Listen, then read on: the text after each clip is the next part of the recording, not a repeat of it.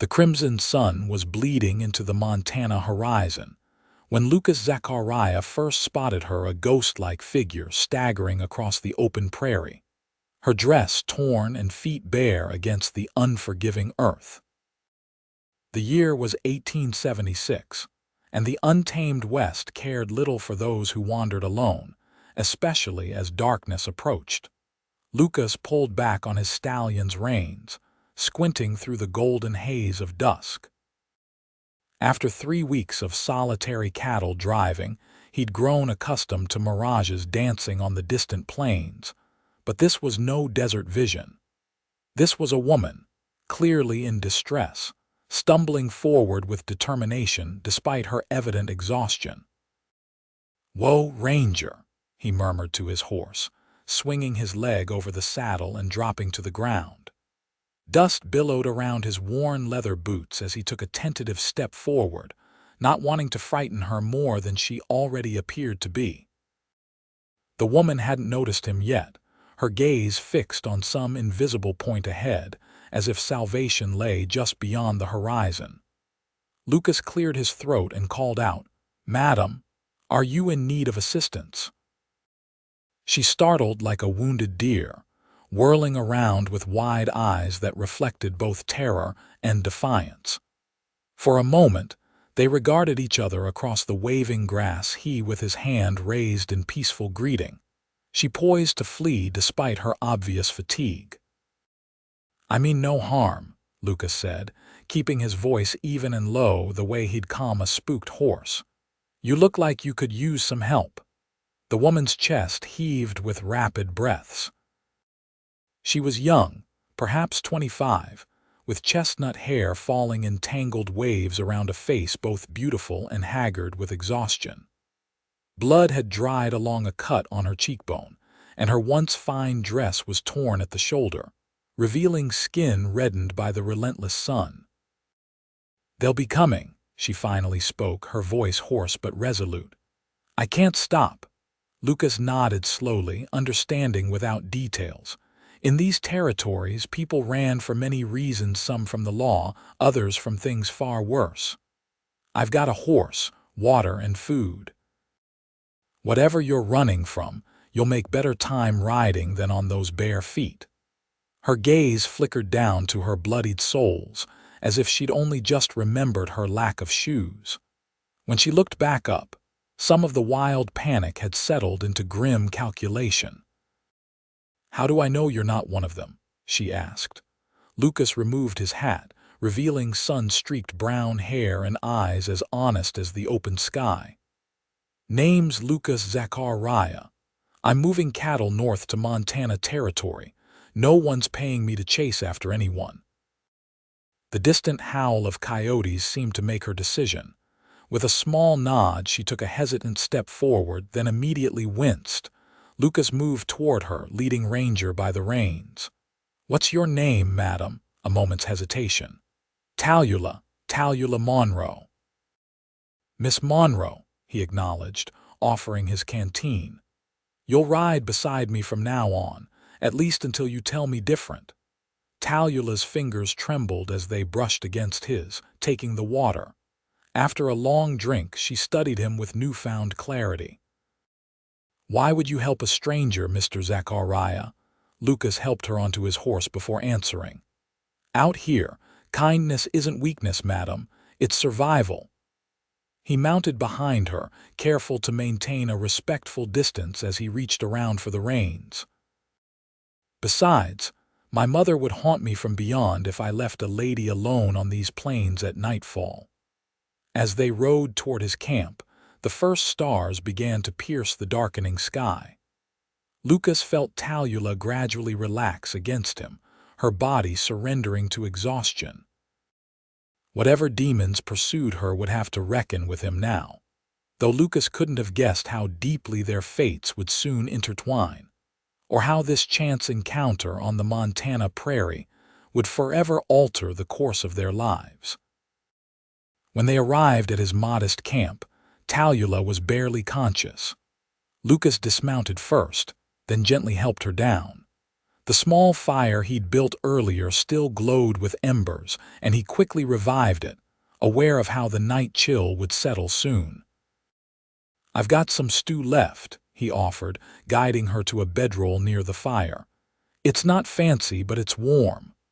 Tallulah sank onto the blanket, her eyes scanning their surroundings. "Are you alone out here?" "Just me and about 40 head of cattle," Lucas replied, gesturing to the dark shapes of livestock grazing nearby. "And Ranger, of course." While he busied himself with the food, Lucas gave her space, sensing she needed time to collect herself. Only when he handed her a tin cup of stew did he venture a careful question. "Those feet need tending. I've got some supplies if you'll allow me." Tallulah took a spoonful of stew before answering. "Why are you being so kind?" Lucas shrugged, retrieving a small medical kit from his saddlebag. "I reckon people don't need reasons to be decent. It's the other way around that requires explanation." Her laugh was small but genuine, perhaps her first in days. "That's a rare philosophy these days, Mr. Zachariah. Lucas, please." He knelt before her, gesturing to her feet. "May I?" After a hesitant nod, he gently cleaned the cuts and scrapes with water and whiskey, wincing in sympathy at her sharp intake of breath. As he worked, Lucas noticed fading bruises circling her wrists like terrible bracelets. He said nothing, but his jaw tightened. "I left my husband," Tallulah said suddenly, watching his face for judgment. "3 days ago." Lucas continued his ministrations, wrapping clean cloth around her right foot. "I figured it was something like that."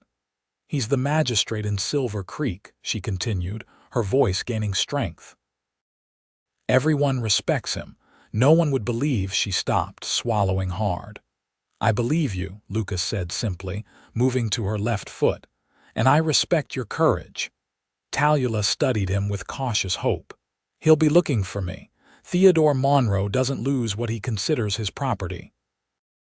The name registered dimly in Lucas's memory, a wealthy man with political connections throughout the territory. This complicated matters significantly, but Lucas's expression revealed nothing of his concern. "Rest tonight," he advised, finishing his bandaging work. "Tomorrow we'll figure things out. I've got an extra shirt and pants that'll be more practical for riding than that dress." Gratitude shone in her eyes. "I can't pay you. I left with nothing but the clothes I'm wearing." Lucas stood, brushing dust from his knees. "I'm not looking for payment, Miss Monroe." "Tallulah," she corrected softly. "If I'm to call you Lucas, then you must use my given name." He nodded, a small smile playing at the corners of his mouth. "Get some sleep, Tallulah. You're safe for tonight." As she settled into his bedroll, Lucas added more wood to the fire and positioned himself on the opposite side, his rifle within easy reach. He didn't expect trouble tonight. They were too far from Silver Creek for immediate pursuit, but caution was second nature to him after years on the frontier. Watching Tallulah's breathing even into sleep, Lucas contemplated the complication she presented to his simple existence. His plan had been straightforward: deliver the cattle to Fort Benton, collect his payment, and perhaps settle in Montana territory if the opportunities looked promising. Now he had a fugitive wife in his care and potentially a powerful enemy on his trail. Yet despite the danger, Lucas felt no regret. Something about Tallulah's determined spirit resonated with him. He'd recognized in her eyes the same fierce independence that had driven him west after the war between the states had left his Georgia home in ruins and his family in graves. Morning brought clarity and birdsong. Lucas awoke first, already accustomed to rising with the sun. Tallulah slept deeply, her body finally surrendering to the exhaustion of her desperate flight. He moved quietly, preparing coffee and a simple breakfast of bacon and hardtack, allowing her the rest she clearly needed. When she finally stirred, the sun was fully above the horizon. For a moment, Panic flashed across her face as she oriented herself. Then recognition and relief followed as her gaze settled on Lucas tending the fire. "I thought perhaps I'd dreamed you," she said, her voice clearer than it had been the previous night. Lucas offered a smile and a cup of coffee. "No dream, I'm afraid. Just a dusty cowboy and mediocre coffee." Taking the cup gratefully, Tallulah pushed herself to sitting, wincing at the pain in her feet. "How far are we from Silver Creek?" "About 30 miles southwest," Lucas replied. "We should keep moving north today. I've laid out some clothes for you behind that stand of cottonwoods when you're ready." Tallulah nodded, sipping the coffee. "Where exactly are you taking these cattle?" "Fort Benton. The Army pays well for beef, and the Montana Territory's growing faster than most folks realize." Lucas dished up a plate of food for her. "Once we get there, you could take a steamboat down the Missouri, maybe start fresh in St. Louis or even further east." She considered this, absently touching the bruise on her cheekbone. "Theodore has contacts everywhere. He's not a man who forgives being left." Lucas passed her the plate. "Eat first. We'll figure out the rest as we go." After breakfast, Tallulah disappeared behind the cottonwoods, emerging minutes later in Lucas's spare clothes trousers rolled at the ankles and cinched tight at the waist, and a flannel shirt that swallowed her slender frame. Despite the ill-fitting garments, she carried herself with newfound determination. "I've salvaged what I could from my dress for bandages," she said, holding up strips of fabric. "I won't be a burden to you, Lucas. I can work. I know how to cook and I can help with the cattle." Lucas was struck by how different she looked now, less like a desperate fugitive and more like a woman reclaiming her strength. "Can you ride?" "Since childhood," she replied with unexpected pride. "My father raised horses before he died." "Good. We'll make better time if you can handle your own mount. I've got a mare who's gentle but sure-footed." He paused, studying her face. "Your feet, though." "They'll heal," Tallulah said firmly. "I've endured worse." The simplicity of her statement carried volumes of unspoken pain, and Lucas felt a surge of protectiveness that caught him by surprise. He'd spent years cultivating self-sufficiency, avoiding entanglements that might complicate his freedom. Yet in less than a day, this woman had awakened something dormant within him, a desire to shield another soul from harm. They broke camp efficiently, with Tallulah proving her worth immediately by helping pack the supplies. Lucas introduced her to a chestnut mare named Penny, and though mounting required assistance due to her injured feet, Tallulah sat the horse with natural ease. As they set off, driving the cattle before them, Lucas found himself watching her the way she anticipated the herd's movements, her gentle confidence with the animals. By midday, it was clear she'd spoken truthfully about her experience. "You handle yourself well," he observed during a brief rest to water the horses. Tallulah pushed back a strand of hair that had escaped her makeshift braid. "My father believed daughters should be as capable as sons. Theodore disapproved of such notions. How did you come to marry him?" Lucas asked, immediately regretting the question when her expression clouded. "After my father died, our ranch was heavily in debt. Theodore offered security, respectability." She stroked Penny's neck, her gaze distant. "I was 18, naive enough to believe his promises of kindness." Lucas nodded, understanding how easily dreams could become traps. "What changed? After 3 days of running, I mean." Tallulah met his eyes directly. "I discovered I was with child, the thought of bringing a baby into." She faltered, then straightened her shoulders. "I decided my child deserved better than to grow up watching its mother cower in fear." The revelation hung between them, lending urgent context to her desperate flight. Lucas processed this information, recognizing the stakes had just risen considerably. "How far along?" he asked quietly. 3 months, perhaps. Her hand drifted protectively to her abdomen, still flat beneath the borrowed shirt. Theodore doesn't know. He would consider it his greatest possession. Lucas nodded slowly, recalculating their journey in his mind. Fort Benton is still 2 weeks away at the pace we'll need to move with the cattle. We'll need to be careful of your condition. Relief softened her features at his matter-of-fact acceptance. I won't slow us down. That's not my concern, Lucas replied, but we'll take proper rest when needed. They continued northward through the rolling prairie, Lucas teaching Tallulah the rhythms of cattle driving. She proved a quick study, and by evening they'd fallen into an efficient partnership that felt surprisingly natural. When they made camp that night, the atmosphere between them had shifted from cautious alliance to something approaching friendship.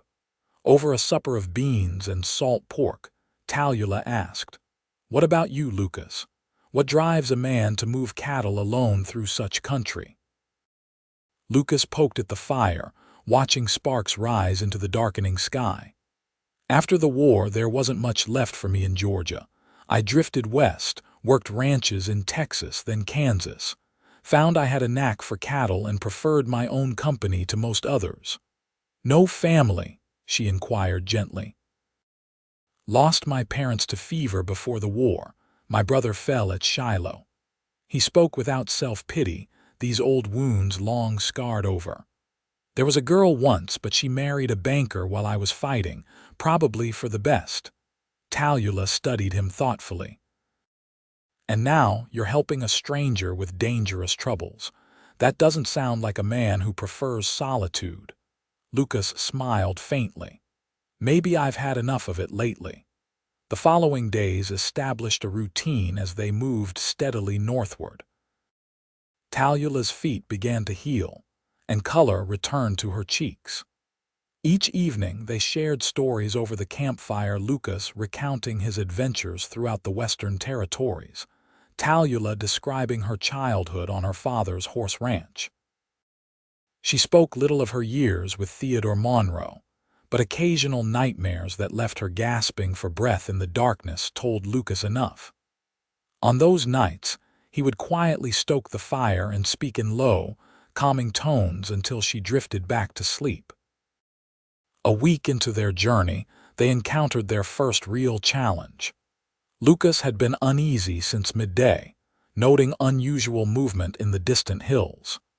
As they made camp that evening, he positioned them near a rock outcropping that offered some protection. "Something's not right," he told Tallulah as he handed her his spare revolver. "Keep this close tonight." Her eyes widened slightly, but she took the weapon with a steady hand. Theodore's men, not certain, could be nothing more than local bandits. Lucas checked his rifle methodically. "Either way, we'll be prepared." They ate quickly, speaking little. Lucas kept the fire smaller than usual, not wanting to advertise their position more than necessary. As darkness settled fully, he positioned himself where he could observe the surrounding terrain.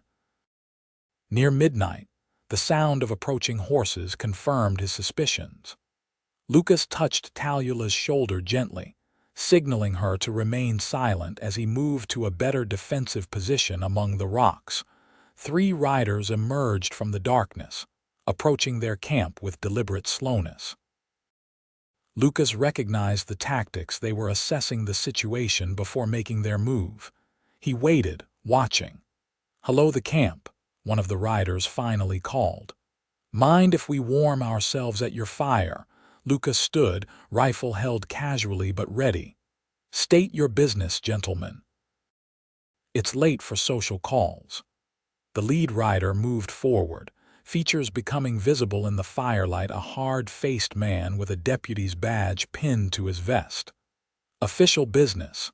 I'm Deputy Marshal Collins from Silver Creek, looking for a woman who's gone missing." Tallulah stepped into view before Lucas could stop her, the revolver concealed within the folds of her borrowed coat. "I haven't gone missing, Collins. I left of my own accord." The deputy's face twisted into an unpleasant smile. "Mrs. Monroe, your husband's been worried sick about you, madam. Says you're not in your right mind, what with your condition and all." Lucas kept his expression neutral, though surprise flickered through him. Theodore Monroe already knew about the child. "My mind is perfectly clear," Tallulah replied, her voice steady despite the slight tremor in her hands. "And you hold no jurisdiction this far north. We're well beyond Silver Creek territory." Collins shrugged, unimpressed. "Magistrate Monroe's authority reaches further than you might think, Mrs. Monroe. Now be reasonable. Your husband just wants you home safe." Lucas stepped forward, positioning himself slightly in front of Tallulah. "The lady's made her choice. I suggest you respect it." The two men flanking Collins shifted in their saddles, hands drifting toward weapons. Collins assessed Lucas with cold calculation. "And who might you be, mister?" "Lucas Zachariah. I'm escorting Miss Monroe north to Fort Benton." "Miss Monroe," Collins laughed, an ugly sound. "This is a married woman you've abducted, Zachariah. That's a serious offense." "No one's been abducted," Lucas replied evenly. "And I'd advise against making accusations you can't support." Tension stretched taut between them as Collins weighed his options. Finally, he nodded to his companions. "We'll make camp nearby tonight. Perhaps by morning Mrs. Monroe will have come to her senses." He fixed Tallulah with a meaningful stare. "Your husband said to remind you of what happened to your father's prized stallions after his death. Said you'd understand the message." Color drained from Tallulah's face, but she held her ground, saying nothing as the men rode a short distance away to make their own camp. When they were alone again, Lucas turned to her. "What did he mean about your father's horses?" Tallulah's hands trembled as she holstered the revolver. "After my father died, our prize breeding stallions mysteriously sickened and died. Without them, the ranch was worthless." She looked at Lucas, realization dawning in her eyes. "Theodore arranged it. He wanted me desperate enough to accept his proposal." Lucas absorbed this, anger building slow and steady within him. "They won't take you back against your will. I promise you that." They kept watch in shifts that night, but the deputies made no move against them. By dawn, Lucas had formulated a plan. "We need to split the herd," he told Tallulah as they prepared a quick breakfast. "The main group will continue north along the expected route. You and I will take a dozen head and cut northeast toward the Missouri River breaks where the terrain offers more cover." Tallulah nodded, understanding. "They'll expect us to follow the herd." "Exactly. We'll leave obvious tracks with the main group, then double back and head for rougher country." Lucas studied her face. "It'll be harder going, especially in your condition." "I can manage," she replied firmly. "What about your delivery contract?" "You'll lose money." Lucas shrugged. "Most of the herd will still reach Fort Benton, just a few days late. The army won't quibble over a dozen head." The look Tallulah gave him contained a mixture of gratitude and something deeper that made Lucas's heart beat faster. "Why risk so much for me?" Before he could answer, Collins and his men approached their camp, already mounted. The deputy looked between them with thinly veiled hostility. "We'll be riding alongside you today, Zachariah, to ensure Mrs. Monroe's well-being." Lucas nodded amiably. "Suit yourself." "We'll be moving out within the hour." The deception worked better than Lucas had dared hope. They drove the main herd northward for several miles, with Collins and his men maintaining a watchful distance. At a bend in the trail where a small creek crossed their path, Lucas gave the signal to one of his more experienced steers, firing his pistol to startle the animals into a controlled stampede through the water. In the ensuing chaos, Lucas and Tallulah split off with their small group of cattle, doubling back along the creek to hide their tracks before cutting northeast toward the rugged country Lucas knew would offer better protection. By nightfall, They had put considerable distance between themselves and their pursuers. They made camp in a sheltered ravine, both exhausted but triumphant. "You think they realized what happened?"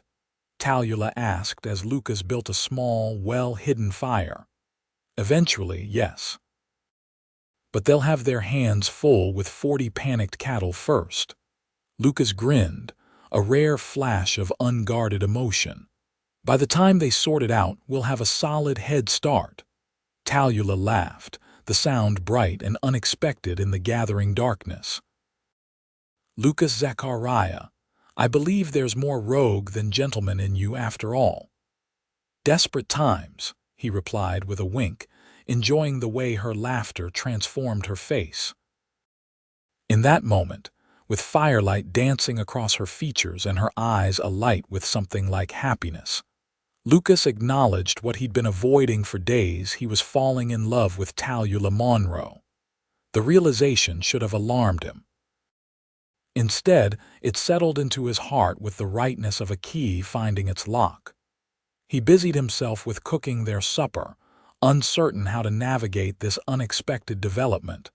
After they'd eaten, Tallulah moved to sit beside him, their shoulders nearly touching. "Thank you," she said quietly. "Not just for today, but for everything since you found me." Lucas nodded, suddenly aware of her proximity. "Anyone would have done the same." "No," she countered, her gaze direct and searching. "They wouldn't have. Most men would have left me to my fate, or worse, returned me for whatever reward Theodore might offer." Lucas found himself unable to look away from her eyes, dark and luminous in the firelight. "I'm not most men."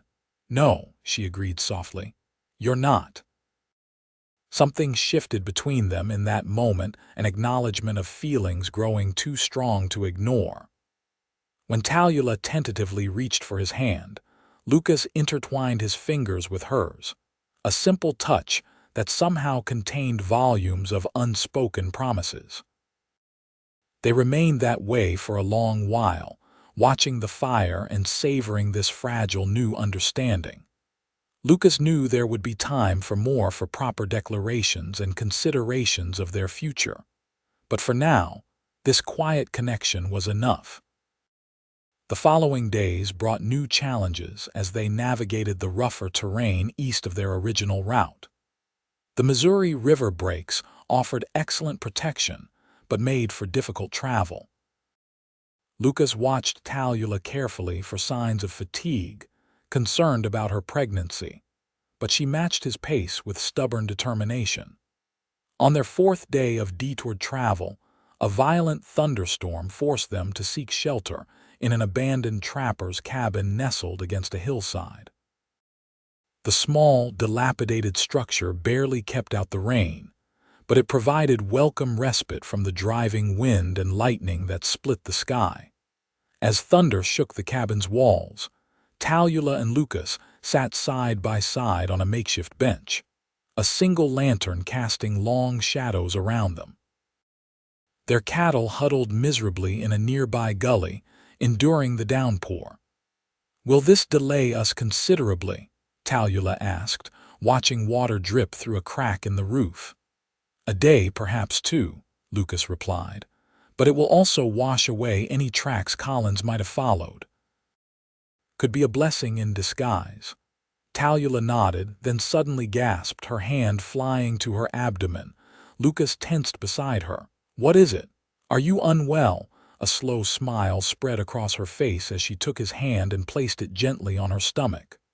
"Wait," she whispered. After a moment, Lucas felt it, the faintest flutter beneath his palm, like the beating of tiny wings. His eyes widened in wonder. "Is that the baby?" Tallulah confirmed, her eyes shining. "I've felt it these past few days, but this is the strongest yet."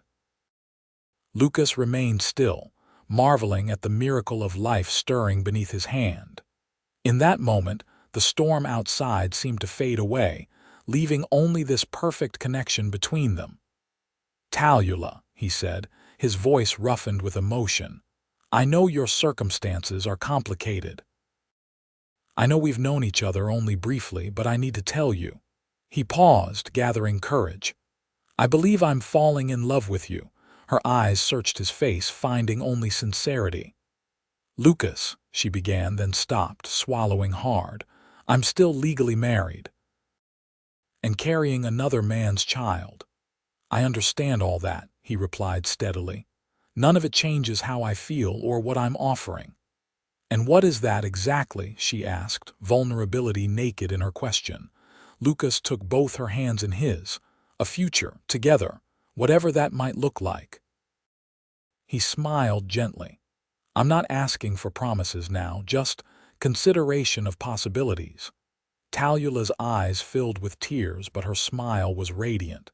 "I've been afraid to admit it, even to myself. After Theodore, I thought I'd never trust a man again, but you—" She squeezed his hands. "You've shown me what real kindness looks like, what love could be." Outside, the storm began to abate, rain softening to a gentle patter against the cabin roof. Inside, Lucas leaned forward slowly, giving Tallulah every opportunity to pull away. Instead, she met him halfway, their lips connecting in a kiss both tender and profound, a beginning rather than an ending. When they parted, Lucas pressed his forehead to hers. "Whatever comes, we'll face it together." The storm cleared by morning, leaving behind a washed, clean world of vivid greens and blues. They continued their journey with renewed purpose, the shared confession having transformed their partnership into something deeper and more enduring. As they approached Fort Benton a week later, no sign of pursuit had materialized. The small settlement came into view around midday, a collection of buildings nestled alongside the Missouri River, the military fort standing watchful on higher ground. "What happens now?" Tallulah asked as they paused on a ridge overlooking the town. Lucas surveyed the landscape thoughtfully. "First, we sell these cattle and collect our payment. Then we need to address your situation legally." He turned to her, expression serious. "Theodore Monroe may have influence, but a documented history of mistreatment could support a divorce petition, especially given your condition." Tallulah nodded, though anxiety shadowed her features. "And if that fails, then we keep moving," Lucas said simply. "The country's vast and we're good at disappearing." He reached across to take her hand. "But I believe we can build something legitimate here, a ranch perhaps, a home for you and the child." Hope brightened her eyes. "Our home." "If you'll have me," Lucas replied, suddenly uncharacteristically shy. "I'm not a wealthy man, Tallulah. I can't offer the comforts you might have known before, but I can promise to always treat you and your child with the love and respect you deserve." Tallulah's answer was another kiss, this one containing all the promise of their shared future. When they separated, she smiled up at him, courage and determination radiating from her face. "Then let's begin," she said. Their entry into Fort Benton proceeded without incident. Lucas's cattle brought a fair price from the Army quartermaster, and with funds secured, they sought out a reputable lawyer who specialized in territorial law. To their surprise and relief, the attorney informed them that Montana Territory had progressive divorce statutes that might work in Tallulah's favor, especially with evidence of mistreatment. "It won't be simple," the lawyer cautioned, "but it's far from impossible. Particularly if you're willing to testify to your experiences, Mrs. Monroe." Tallulah straightened in her chair. "I am." The legal process would take months, but with the initial papers filed, Tallulah could remain legally separated from Theodore while the case proceeded. Lucas used some of his cattle money to purchase a small claim 20 miles outside of town, land with good water access, and enough grazing for a modest start in ranching. As summer turned to autumn, they built their life together piece by piece. A cabin rose on their land, sturdy and warm against the approaching winter. Lucas acquired a small herd to begin breeding stock for their ranch. Tallulah's belly grew round with the child that, Lucas had promised, would know only love and safety in this new home. Word eventually reached them that Theodore Monroe had contested the divorce filing, but his influence proved limited in Montana territory, where his reputation held less sway. The testimony of a doctor who documented Tallulah's healing bruises upon their arrival in Fort Benton provided compelling evidence that swayed the territorial judge. By winter's first snow, Tallulah received official notification that her marriage had been dissolved. That evening, as they sat before their cabin's fireplace, Lucas knelt before her with a simple silver ring. "Tallulah Monroe," he said, voice steady with conviction. "From the moment I found you on that prairie at dusk, I knew my life had changed forever. Will you marry me?" Tears spilled down her cheeks as she nodded, too overcome for words. When she found her voice again, she whispered, "I never imagined happiness could be this complete." They married in Fort Benton 2 weeks later, a simple ceremony attended by the few friends they'd made in their new community. As winter settled over the Montana territory, they found warmth in each other and in the promise of their future together. When spring arrived, it brought with it a daughter, Lucas Zachariah, born with her mother's determined spirit and her father's gentle eyes. Lucas cradled the infant with awe, marveling at the perfect trust in her tiny face. "She's beautiful," he whispered, looking from the child to Tallulah with undisguised adoration. "She's ours," Tallulah replied, reaching for his hand. "Our family." Standing there in the golden light of dawn, with his wife and daughter safe beside him, Lucas reflected on the extraordinary journey that had brought them together.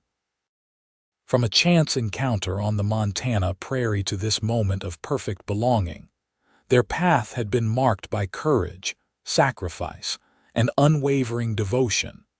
Outside their window, the vast frontier stretched endlessly before them, a landscape of challenge and possibility.